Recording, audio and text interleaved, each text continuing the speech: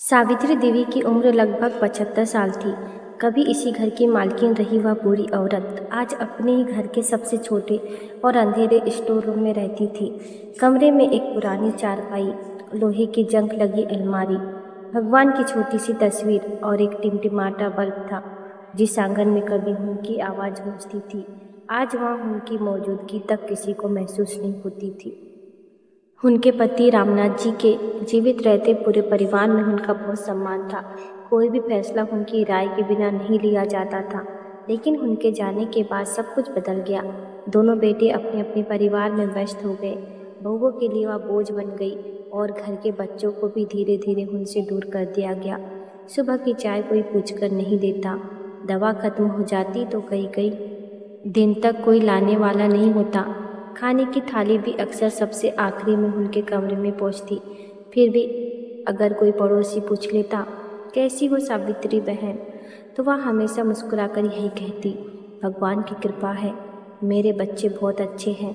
बस काम में इतने व्यस्त रहते हैं कि अपने लिए भी समय नहीं निकाल पाते। वह अपने बच्चों की शिकायत करके उनके सम्मान को कभी कम नहीं करना चाहती थी। पूरे घर में अगर कोई उनसे सच्चा प्यार करता था तो वह उनका 16 साल का पोता आरव था। स्कूल से लौटते ही वह सबसे पहले दादी के कमरे में जाता, उनके साथ बैठकर खाना खाता, उनकी दवाई देता और रात को देर तक उनसे बातें करता। दादी भी बचपन की कहानी सुनाती और उसके सिर पर हाथ फेरते हुए कहती, जब तू बड़ा आदमी बनेगा ना, तब भी मुझे ऐसे ही याद रखना। आरव तुरंत उनका हाथ पकड़ लेता और नाराज होकर कहता, आप ऐसी बातें मत किया करो, आप 100 साल जियोगी। दादी बस हल्की सी मुस्कान के साथ उसकी तरफ देखती, जैसे उन्हें अपने जाने का समय पहले से ही मालूम हो। एक शाम आरव उनके कमरे में गया तो उसने देखा कि दादी अपनी पुरानी लोहे की पेटी खोलकर उसमें कुछ पुराने कागज, एक छोटी सी कपड़े की पोतली और एक मोटी सी डायरी बड़े संभाल कर रख रही थी।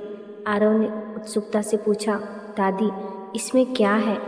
सावित्री देवी ने पेटी बंद करते हुए मुस्कुराकर कहा, मेरी जिंदगी की सबसे बड़ी कमाई। आरव हंस पड़ा, कहीं सोना चांदी तो नहीं छुपा रखा? दादी ने सिर हिलाया, नहीं बेटा, सोना भी इसके सामने छोटा है। आरव ने पेटी खोलने की जिद की, लेकिन दादी ने उसका हाथ पकड़ लिया और बोली, एक वादा कर, जब तक मैं जिंदा हूँ इस पेटी को कभी नहीं खोलेगा। अगर कभी मैं इस दुनिया में ना रहूँ तभी इसे खोलना। आरव का चेहरा उतर गया। उसने धीमी आवाज में कहा, आप बार बार मरने की बात क्यों करते हो? दादी ने उसकी आंखों में देखते हुए जवाब दिया, जिस मुसाफिर की मंजिल करीब होती है उसे रास्ते का एहसास सबसे पहले हो जाता है। आरव उनकी बात समझ नहीं पाया, लेकिन उसने उनसे वादा कर लिया। अगले कुछ दिनों से सावित्री देवी की तबीयत तेजी से बिगड़ने लगी। रात भर उन्हें तेज खांसी आती, सांस लेने में तकलीफ होती, लेकिन वह किसी को आवाज़ नहीं देती। एक रात उनकी हालत बहुत ज़्यादा खराब हो गई। उन्होंने आरव से कहा, बेटा अपने पापा और चाचा को बुला दे, उनसे थोड़ी बात करनी है। आरव दौड़कर गया।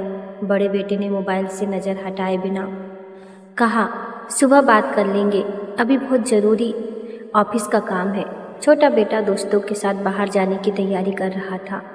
उसने झुंझलाकर कहा, रोज़ रोज़ कोई न कोई बहाना बना लेती है, मैं देर से लौटूंगा। आरव का दिल टूट गया। वह वापस दादी के कमरे में आया और सारी रात उनके सिरहाने बैठा रहा। दादी कभी उसके चेहरे को देखती, कभी भगवान की तस्वीर को। सुबह की पहली किरण खिड़की से कमरे में आई, लेकिन उससे पहले ही सावित्री देवी हमेशा के लिए आंखें बंद कर चुकी थी। पूरे घर में रोने से ज़्यादा हलचल इस बात की थी कि दादी की पुरानी लोहे की पेटी में आखिर क्या रखा है। बड़ी बहू फुसफुसाकर बोली, जरूर गहने छुपा कर रखे होंगे। छोटा बेटा बोला, पिताजी की बची हुई जमा पूंजी भी उसी में होगी। आरव चुपचाप एक कोने में खड़ा सब कुछ सुन रहा था। उसकी आंखों में आंसू थे। उसे पहली बार महसूस हुआ कि इस घर में दादी की मौत से ज़्यादा लोगों को उनकी पेटी की चिंता थी। 13वीं की रस्म पूरे होते ही घर का माहौल पूरी तरह बदल गया। सुबह से ही दोनों भाई बैठक में बैठे हिसाब किताब करने लगे। बड़े भाई ने कहा, अब पेटी खोल ही लेते हैं, पता नहीं माँ ने कितने पैसे और गहने छुपा कर रखे होंगे। छोटा भाई बोला, जो भी होगा आधा आधा बांटेंगे, आखिर हम दोनों बराबर के हकदार हैं। दोनों बहुएं भी उत्सुकता से वहीं आकर बैठ गई। किसी की आंखों में माँ को खोने का दुख नहीं था। सबकी नज़र उस पुरानी लोहे की पेटी पर टिकी थी। आरव चुपचाप दादी की तस्वीर के सामने खड़ा था। उसे उनका आखिरी वादा याद आ रहा था। कांपते हाथों से उसने अलमारी से पेटी निकाली। वर्षों पुरानी होने के कारण उस पर जंग लग चुकी थी। ताला खोलते समय उसकी आंखें नम थी। जैसी पेटी खुली, सब लोग आगे झुक गए, लेकिन अगले ही पल सबके चेहरे उतर गए। पेटी में ना सोने के गहने थे, ना नोटों की गड्डियाँ और ना ही कोई ज़मीन के कागजात। अंदर केवल एक पुरानी डायरी, कुछ फीकी पड़ चुकी तस्वीरें, कपड़े की छोटी सी पोटली और एक सरकारी डाकघर की बचत पासबुक रखी थी। बड़े बेटे ने झट से पासबुक उठाई और बैलेंस देखकर गुस्से से बोला, सिर्फ 442 रुपये? पूरी जिंदगी में बस इतना? छोटी बहू ने ताना मारा। लगता है सब खर्च कर दिया, हमारे लिए कुछ छोड़ा ही नहीं। बड़े बेटे ने नाराज होकर डायरी को भी एक तरफ फेंक दिया। तभी आरव ने धीरे से डायरी उठा ली। उसके पहले पन्ने पर दादी की साफ सुथरी लिखावट में लिखा था, अगर यह डायरी मेरी मौत के बाद खुल रही है तो इसका मतलब है कि मेरे जाने के बाद भी तुम लोग मेरी जमा पूंजी तलाश रहे हो। इसलिए सोचा इस बार मैं तुम्हें अपना असली खजाना दिखा कर जाऊँ। यह पढ़ते कमरे में कुछ पल के लिए सन्नाटा छा गया। आरव ने अगला पन्ना खोला। उसमें एक तारीख लिखी थी और नीचे लिखा था 1990। बड़े बेटे का कॉलेज में दाखिला कराने के लिए अपने मायके से मिली चांदी की पायल बेच दी। उस दिन पहली बार बिना पायल के कदम भारी लगे, लेकिन बेटे के सपनों से ज़्यादा कीमती कुछ नहीं था। अगले पन्ने पर लिखा था 1994।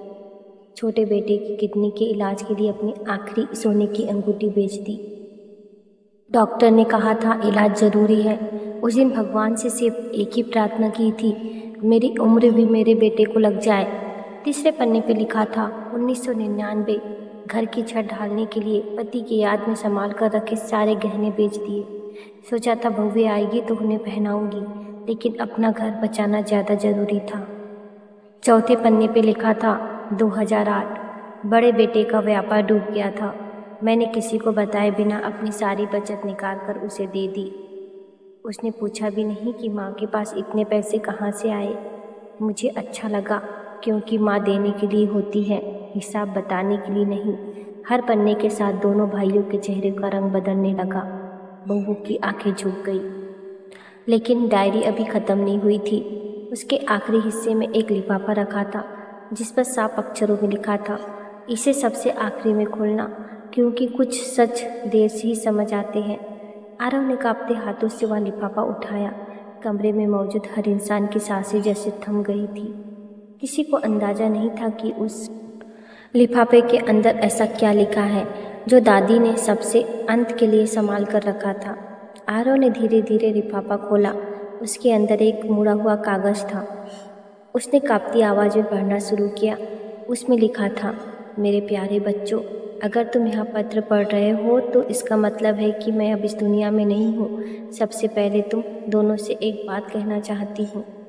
अगर तुम्हें लगता है कि मैं तुम्हारे लिए कुछ नहीं छोड़ा तो एक बार अपनी ज़िंदगी को पीछे मुड़कर देख लेना। शायद तुम्हें समझ आ जाए कि मैंने तुम्हें कितना देकर खुद को खाली कर लिया था। कमरे में बैठे दोनों भाइयों की नज़रें झुक गई। आरव आगे पढ़ने लगा। तुम्हें याद है जब बड़े बेटे का कॉलेज में दाखिला हुआ था और फीस भरने के पैसे नहीं थे, उस रात मैंने अपने गहने बेचे थे।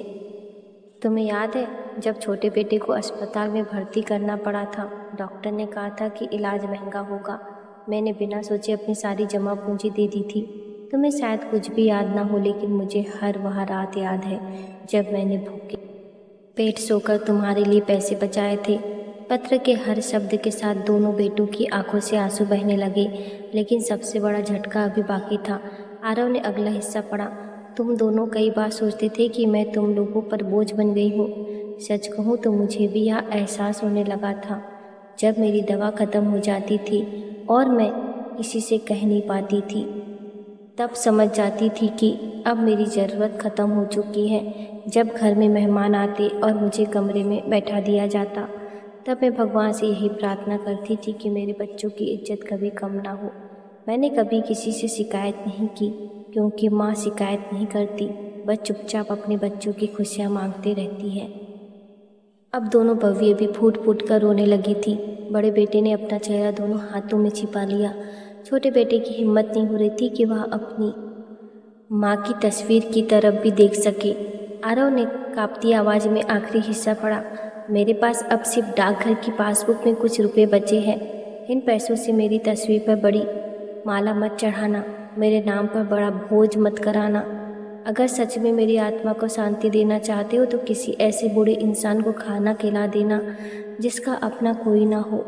शायद उसकी दुआ में मुझे अपनी माँ मिल जाए। और एक बात, अगर कभी तुम्हारे बच्चे तुम्हारे साथ वैसा व्यवहार करें जैसा तुमने मेरे साथ किया तो उन्हें दोष मत देना। बस एक बार मेरी यह डायरी पढ़ लेना, शायद तब तुम्हें समझ आए कि माँ की कीमत उसके जाने के बाद नहीं, उसके रहते समझनी चाहिए। यह पढ़ते बड़े बेटे की जोर से चीख निकल गई। वह माँ की तस्वीर के सामने घुटनों के बल बैठ गया और फूट फूट कर रोने लगा। छोटा बेटा भी तस्वीर से लिपट गया। दोनों बार बार सिर्फ एक ही बात कह रहे थे, माँ हमें माफ़ कर दो, एक बार वापस आ जाओ, बस एक बार। लेकिन जिस माँ ने पूरी ज़िंदगी उनकी हर पुकार सुनी थी, आज वह उनकी आवाज़ सुनने के लिए इस दुनिया में नहीं थी। कमरे में सिर्फ सिसकियाँ थी, पछतावा था और दीवार पर टंगी मुस्कुराती हुई माँ की तस्वीर, जो जैसे आज भी अपने बच्चों को बिना शिकायत के माफ़ कर रही थी। अगली सुबह घर का माहौल पूरी तरह बदल चुका था। जिस बैठक में कुछ दिन पहले संपत्ति बांटने की बातें हो रही थी, वही आज गहरा सन्नाटा था। दोनों बेटे बिना कुछ बोले दादी की तस्वीर के सामने बैठे रहे। रात भर किसी की आंखों में नींद नहीं आई थी। बड़े बेटे ने धीमी आवाज़ में कहा, हमने ज़िंदगी भर माँ से सिर्फ लिया, लेकिन उन्हें कभी वह सम्मान नहीं दे सके जिसकी वह हकदार थी। छोटा भाई रोते हुए बोला, अब पछताने से क्या होगा, माँ तो वापस नहीं आएगी। तभी आरव दादी की पासबुक और डायरी लेकर उनके सामने आया। उनसे कहा, दादी की आखिरी इच्छा अभी पूरी हो सकती है। अगर सच में आपको अपनी गलती का एहसास है तो उनके शब्दों को सिर्फ पढ़िए मत, उन्हें जीकर दिखाइए। दोनों भाइयों ने बिना एक पल गवाए पासबुक में बचे रुपए निकाले और पूरे परिवार के साथ शहर के एक वृद्धाश्रम पहुँचे। वहाँ कई बुजुर्ग ऐसे थे जिनके अपने बच्चे सालों से उन्हें देखने तक नहीं आए थे। एक कमज़ोर सी वृद्धा जब खाना खाने बैठी तो उसकी आंखों में आंसू आ गए। उसने कांपते हाथों से बड़े बेटे के सिर पर हाथ रखा और कहा, बेटा भगवान तुम्हें खुश रखे। यह सुनते ही दोनों भाई फूट फूट कर रो पड़े। उन्हें ऐसा लगा जैसे उनकी माँ उसी बूढ़ी औरत के रूप में उन्हें आशीर्वाद दे रही हो। घर लौटने के बाद उन्होंने एक और फैसला लिया, दादी का छोटा सा कमरा अब कभी बंद नहीं होगा। उसी कमरे को साफ करके वहाँ एक पुस्तकालय और सेवा कक्ष बनाया गया, जहाँ हर महीने ज़रूरतमंद बुजुर्गों के लिए दवाइयाँ, कपड़े और भोजन की व्यवस्था की जाने लगी। कमरे के बाहर एक लकड़ी की तख्ती लगाई गई जिस पर लिखा था, सावित्री देवी स्मृति कक्ष। उसके नीचे दादी की डायरी की आखिरी पंक्ति सुनहरे अक्षरों में लिखी गई, माँ अपने बच्चों में निवेश करती है, बैंक में नहीं। समय बीतता गया। घर में पहले जैसी हंसी लौट आई, लेकिन एक खालीपन कभी नहीं भर सका। अब जब भी कोई बुजुर्ग दरवाजे पर मदद मांगने आता, उसे कभी खाली हाथ नहीं लौटाया जाता। दोनों भाई हर त्योहार पर वृद्धाश्रम जाते और घंटों बैठे बुजुर्गों से बातें करते। उन्हें लगता था कि शायद हर चेहरे में उनकी माँ की एक झलक छिपी है। कई साल बाद आरव अपनी मेहनत से एक सफल अधिकारी बना। अपने कार्यालय की दीवार पर उसने दादी की पुरानी डायरी का पहला पन्ना फ्रेम करवा कर टांग दिया। लोग अक्सर पूछते, इतनी पुरानी डायरी की क्या कीमत होगी? आरव मुस्कुराकर कहता, इसकी कीमत रुपए में नहीं लग सकती। इसमें एक माँ का पूरा जीवन लिखा है, जिसने अपने सपने बेचकर अपने बच्चों के सपने खरीदे थे। यह सुनकर हर किसी की आंखें नम हो जाती। सच भी यही है, दुनिया के सबसे अमीर माँ बाप वहाँ नहीं होते जिसके पास सबसे ज़्यादा पैसा हो, बल्कि वह होती है जो अपने बच्चों की खुशी के लिए अपना सब कुछ हंसते हंसते लुटा देती है। और दुनिया के सबसे गरीब बच्चे वे होते हैं जिन्हें अपनी माँ की कीमत उसके ज़िंदा रहते कभी समझ नहीं आती। इस कहानी ने आपके दिल को कितना छुआ, कमेंट में ज़रूर बताइए और एक बात का जवाब भी दीजिए। अगर आपकी जगह इस कहानी के दोनों बेटे होते तो आप अपनी माँ से क्या कहते? अपना जवाब कमेंट में ज़रूर लिखें। आपकी एक एक टिप्पणी हम ज़रूर पढ़ते हैं। ऐसी दिल को छू लेने वाली पारिवारिक कहानी के लिए अनमोल प्यारी कहानी जंक्शन को अभी सब्सक्राइब करें और इस कहानी को अपने परिवार के साथ ज़रूर शेयर करें। शायद यह कहानी किसी को अपनी माँ की अहमियत समय रहते समझा दे। धन्यवाद। राधे राधे दोस्तों।